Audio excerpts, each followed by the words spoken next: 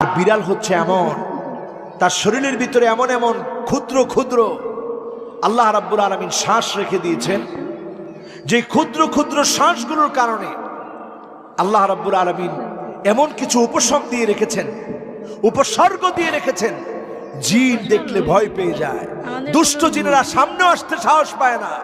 এজন্য বিড়াল যদি আপনি পোষেন, এটা লাভের কারণ হবে। রেগেও গিয়েছে। ওকে দেখছো কি